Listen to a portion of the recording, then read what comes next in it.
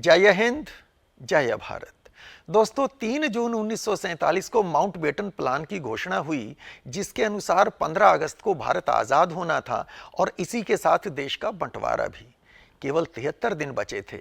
इतने कम समय में सारी एसेट्स भी बांटनी थी और लायबिलिटीज भी, सरकारी कर्मचारी भी और सैनिक भी। एसेट्स को जिस तरह बांटा जा रहा था वो हैरान करने वाला था।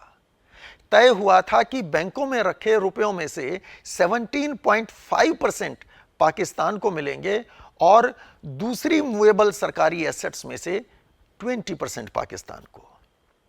किसी ऑफिस में इंग्लिश की एक डिक्शनरी थी।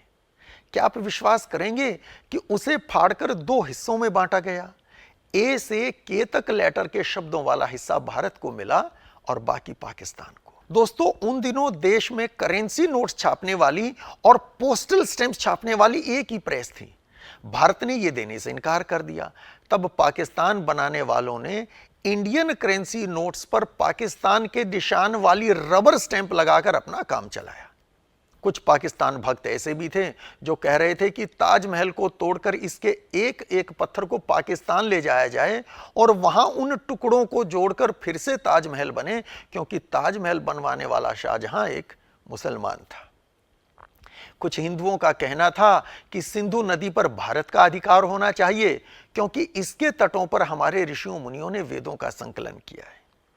दोस्तों, वायसराय के काफिले में 12 शानदार घोड़ा गाड़ियां थी। इनमें से 6 स्वर्ण जड़ित थी और 6 चांदी जड़ी हुई। जब इनके बंटवारे की बात हुई तो तय हुआ कि 6-6 बग्गियों के सेट को नहीं तोड़ेंगे। सभी स्वर्ण जड़ित 6 बग्गियां एक देश को देंगे और सभी चांदी जड़ी 6 बग्गियां दूसरे देश को। प्रश्न यह था कि स्वर्ण जड़ित बग्गियां किस देश के हिस्से आए और चांदी वाली किसके। फैसला करने की जिम्मेदारी थी माउंटबेटन के एडीसी लेफ्टिनेंट कमांडर पीटर हॉवेस की। भारत की ओर से खड़े थे मेजर गोविंद सिंह, जो वायसराय के बॉडीगार्ड्स के कमांडर थे, और पाकिस्तान की ओर से मेजर याकूब खान, जो पाकिस्तान बॉडीगार्ड्स के नए नए कमांडर नियुक्त हुए थे। दोनों ही स्वर्ण जड़ित बग्गियां लेना चाहते थे। पीटर हॉवेस ने फैसला किया कि सिक्का उछालकर निर्णय करेंगे। जो टॉस जीत जाएगा उसके देश को सोने की बग्गियां मिलेंगी। मेजर याकूब खान ने सिक्का उछाला और मेजर गोविंद सिंह ने हेड्स की कॉल दी। मेजर गोविंद सिंह की कॉल एकदम सही थी। वे टॉस जीत गए थे और इस तरह भारत के हिस्से आई थी 6 स्वर्ण जड़ित बग्गियां। पर कहानी यहां समाप्त नहीं हो गई। बग्गियों से जुड़े अन्य सामान का बंटवारा हो रहा था। बाकी सब निपट गया। एक अकेला हॉर्न बचा था जो बड़ा शानदार था। अब यह किसे दें तय होना था। सिक्का उछालकर भी हो सकता था, पर पीटर हॉवेस ने कुछ और सोच रखा था। उसने कहा, इसे तो मैं ही रख लेता हूं। इतना कहकर अपनी बगल में हॉर्न को दबाए पीटर हॉवेस चला गया। इसी तरह हिंदू और मुसलमानों को आपस में लड़ाकर अंग्रेजों ने पिछले 200 साल तक भारत को लूटा था।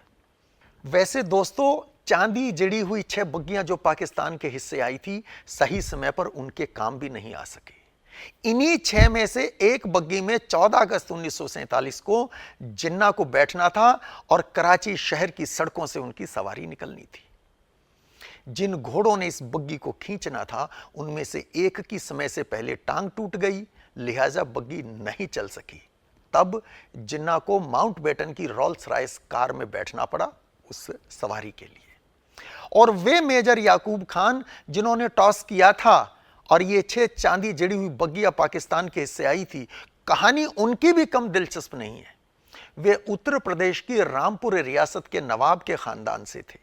जब देश का बंटवारा हुआ तो उन्होंने अपनी मां की मर्जी के विरुद्ध जाकर पाकिस्तान चुना था और कुछ महीनों बाद ही कश्मीर पर कब्जा करने की कोशिश में पाकिस्तानी सेना की एक टुकड़ी का वे नेतृत्व कर रहे थे।